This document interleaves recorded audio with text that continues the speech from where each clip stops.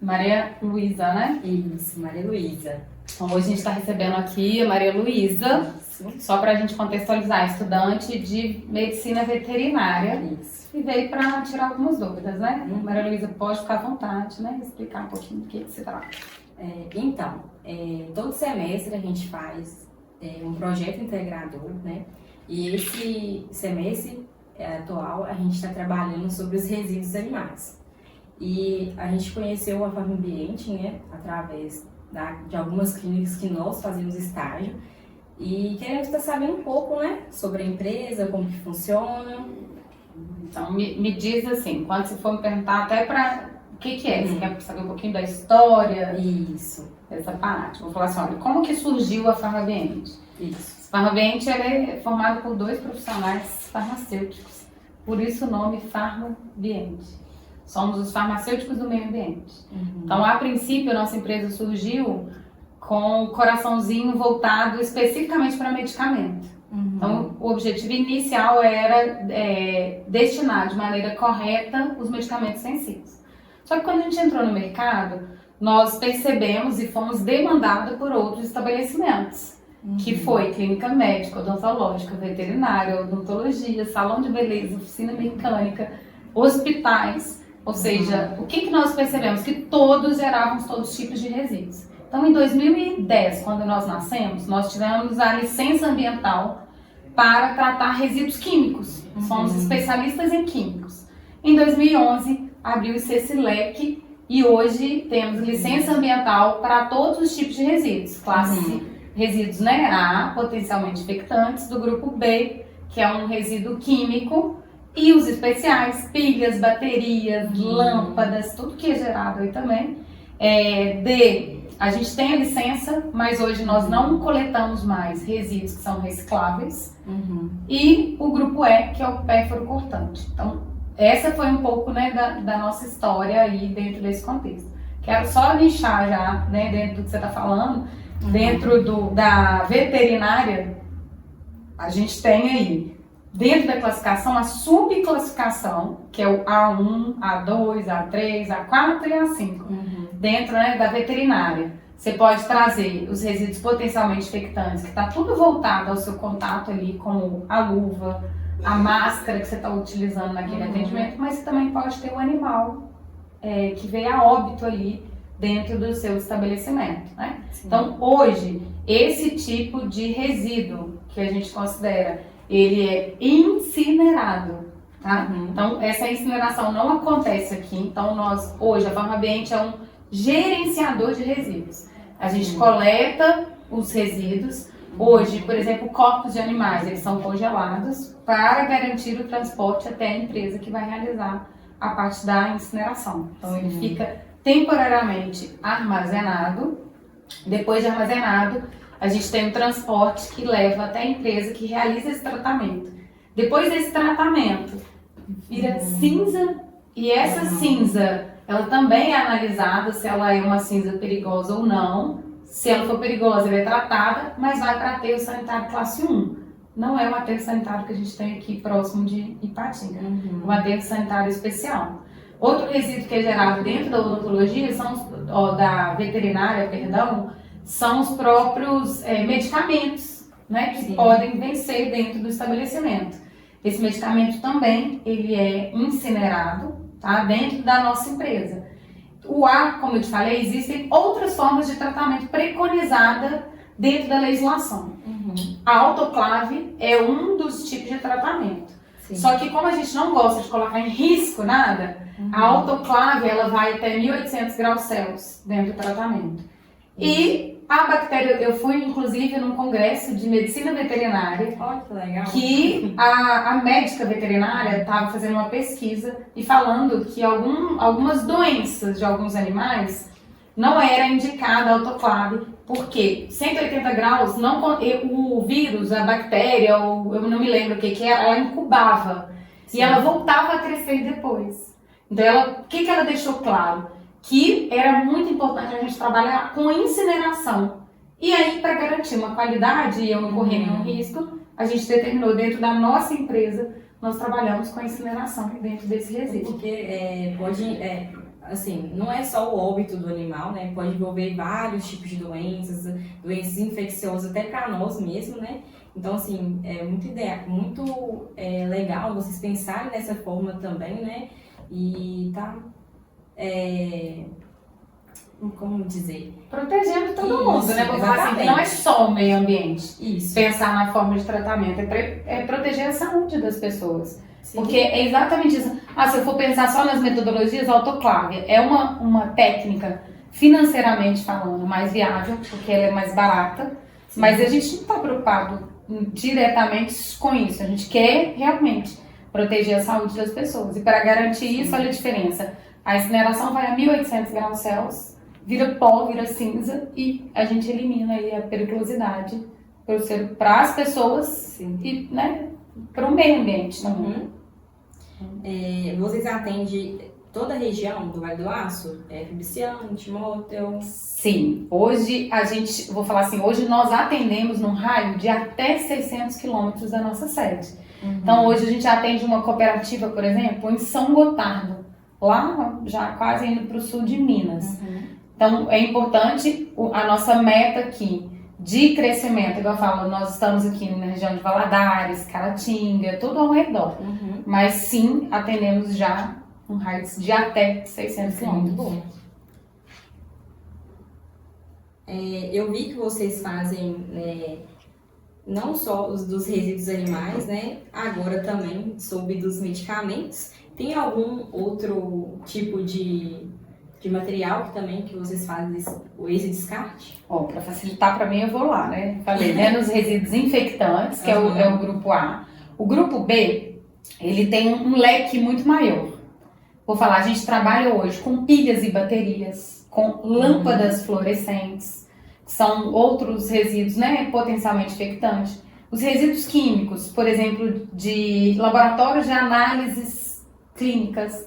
O óleo, não é o óleo de cozinha, nós trabalhamos com o óleo industrial, com o óleo lá que é proveniente, por exemplo, das oficinas mecânicas. Tá? Então, trabalhamos com o óleo dentro do grupo B. Hoje a gente tem não só o que nós trabalhamos, mas nós temos parceiros para outros tipos de resíduos, como, por exemplo, o eletrônico, o próprio óleo de cozinha. A gente também tem parceiros dentro desse projeto que trabalhamos juntos para proteger o meio ambiente, porque a gente sabe, né, que resíduo tudo contamina aí dentro desse processo. Medicamentos vencidos é uma demanda muito grande nossa aqui também, dentro desse contexto. Revelador, fixador, restos de amálgama, avental de chumbo, que é gerado também, dependendo do que você vai fazer raio-x, né? Para alguns contextos, trabalhamos com esses tipos. O grupo E, que é o pérfuro cortante. Então, acredito que eu tenha de tudo separado, né? Matérias-primas, né? Oriunda aí da farmácia de manipulação, de laboratórios, laboratórios químicos. Trabalhamos com esse tipo de resíduo. Você falou assim que vocês fazem essa parte, né, do recolhimento e tem uma empresa específica que faz essa incineração. Qual que é a empresa parceira que faz esse serviço para vocês? Na verdade, nós não temos uma única empresa parceira. Lembra que a gente falou que nós somos gerenciadores de resíduos. Isso significa que para eu encaminhar os produtos para tratamento, eu preciso qualificar esse fornecedor. Então, quais são? São várias empresas que são qualificadas tecnicamente. Eu preciso garantir que essa empresa tenha alvará sanitário, tenha licenciamento ambiental, tenha cadastro junto ao IBAMA, tenha todas as licenças para a gente transitar. Então, o que nós executamos? Nós fazemos isso, qualificamos o fornecedor para encaminhar. Então, de acordo com cada produto encaminhado, periodicamente, às vezes, para fornecedores diferentes. Entendi. E você poderia falar alguns malefícios de alguns descartes inadequados? Por exemplo,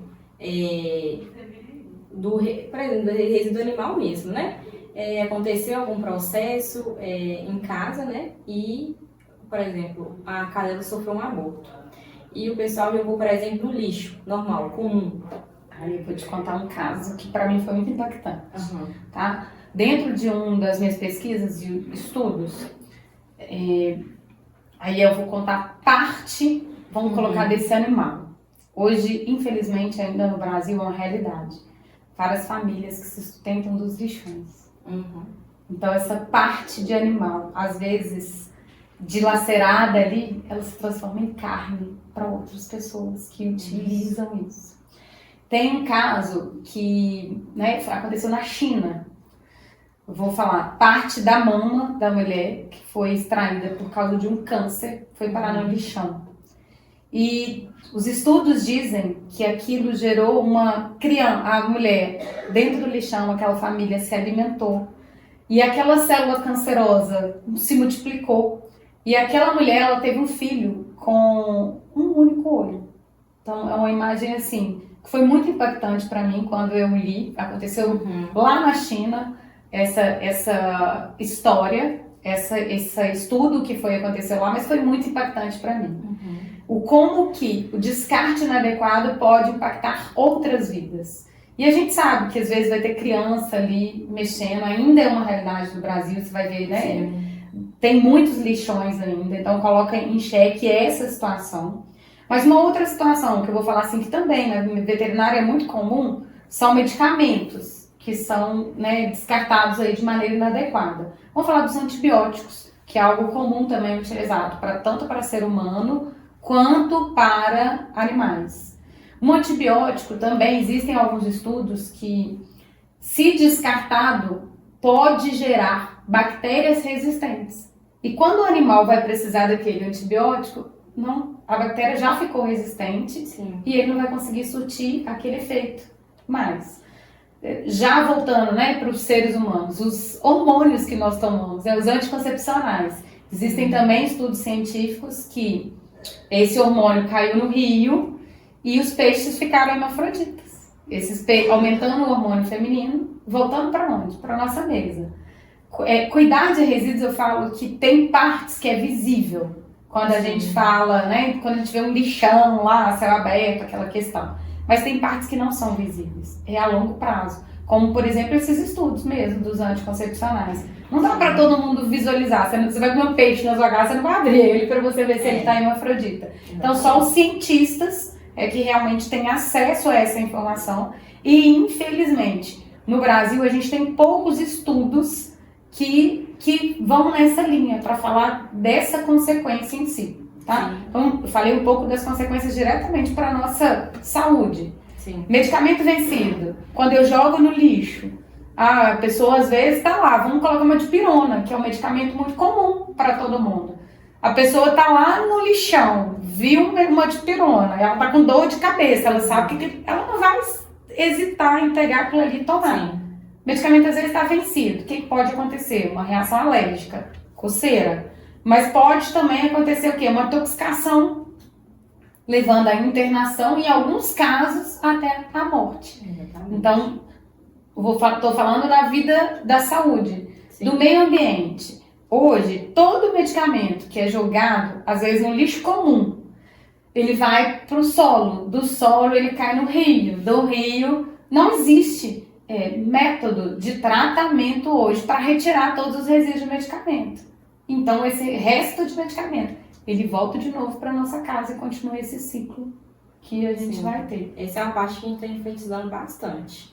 Porque a maioria desses resíduos, né, que geralmente geram em casa, né, às vezes a pessoa é muito leiga, né, enterra no quintal de casa, né, próximo a uma cisterna, por exemplo, né, e isso acaba voltando para ela mesma. E sabe qual que é a parte legal? Eu falo que eu li um estudo, inclusive está no site do Conselho Regional de Farmácia de Minas Gerais. O Conselho tem uma revista, uma revista científica, sim, que é digitalizada, que fica lá no site. E tem um estudo que a Pamela é professora da Universidade Federal de Juiz de Fora. Ela fez para saber o diagnóstico do descarte de medicamentos no estado de Minas Gerais. E detectou que Ipatinga é uma cidade pioneira em legislar sobre o assunto. Então, o que é isso? Olha que coisa bacana. Desde 2011, Ipatinga tem uma legislação, que é a 2868, que obriga todas as farmácias, drogarias, unidades de saúde, qualquer instituição que vende ou entrega medicamento de forma gratuita, é obrigada a recolher esses medicamentos de volta. Então pensa, só que essa informação eu não consigo levar essa informação até a população. Eu falo que eu sou uma gotinha ainda no oceano e eu preciso que mais gotas se juntem para a gente realmente fazer a diferença. Sim. Porque eu não consigo levar essa informação até todos. Semana passada, por exemplo, dia 1º, iniciamos um mês numa escola de crianças de 8 até 16 anos, ministrando palestra para falar sobre a importância de descartar de maneira correta. Tem coisa que está no nosso domínio, por exemplo, remédio, que está na casa de todas as pessoas. Sim. A clínica veterinária, né, o consultório veterinário, está na mão do veterinário. Então, ele precisa entender quais os resíduos que são gerados ali, e eu não estou falando só, às vezes, dos perigosos. Às vezes, lá tem uma revista que você, né, de animais, que você compra periodicamente. Você vai ficar com ela até quando? Lá na sua empresa? Sim. Ela vai perder a validade ali e vai para onde? Então, quando a gente fala de resíduos, a gente está falando do completo, sabe? Em pensar realmente todos os resíduos que são gerados. Computador, ele perde a vida útil dele também. E aí, depois que ele venceu, o que a gente faz com esse computador? Então, é muita responsabilidade a gente contribuir com o futuro do planeta, né? Assim, nós, né, estudantes, a gente sabe mais sobre a área de medicina veterinária, né? E assim, depois que a gente, né, começa a fazer estágio, a gente começa a entender um pouco mais sobre essa área, né? Que tem alguns tipos de resíduos na clínica veterinária que tem determinado descarte. Mas, por exemplo, o medicamento, por exemplo, eu estou sabendo hoje, né? Então vai fazer mais errado, né? Não vou. Porque em clínica, por exemplo, né, a gente tem lá o local que a gente deixa os medicamentos e geralmente a gente não descarta eles. Porque a gente acaba ingerindo, não ingerindo, né? A gente acaba usando todos eles, né, nos animais. Mas é frasco mesmo, pérfuro cortante, né, que a gente faz descarte com. Não, mas aí você trouxe uma dúvida que é muito comum das pessoas. Gisele, olha bem. Você foi lá, você me disse que você injetou lá. Aquela embalagenzinha, ela chama embalagem primária, que teve contato com produto químico. Ela recebe a mesma classificação. Ela tem resíduo de produto químico e não pode ser jogado no lixo comum, né? Aí se ela for de vidro, é legal ir para o pérfuro cortante. Por quê? Porque o risco de perfurar, ele é maior do que o resíduo químico, a quantidade que ele está ali. Sim. Então a gente pensa no maior risco para a gente armazenar ali e gerar esse tratamento. Olha como que legal, do jeito que você trouxe. Hoje, a nossa empresa decidiu fazer a incineração desses resíduos. Por quê? Pode ser um resíduo simples que está lá, pode ser um anestésico, que não é um resíduo perigoso para essa parte. Mas o importante é a gente tratar com o melhor tratamento, porque aí eu elimino, né, qualquer tipo de problema. Mas você viu que essa embalagem, ela é química e pérfuro ao mesmo tempo. Como o risco do pérfuro é maior, eu posso jogar lá na caixinha. Mas e aquele remédio que venceu dentro da empresa? Ele está ali na íntegra. Jamais pode ser jogado. Então, ele é um resíduo químico que precisa de uma coleta especializada. Específico, né? Exatamente. Que seria, né, no nosso caso, a incineração. Tá? Entendi. Então, Gisele, aqui você tirou todas as minhas dúvidas. Queria te agradecer, né, pela essa recepção.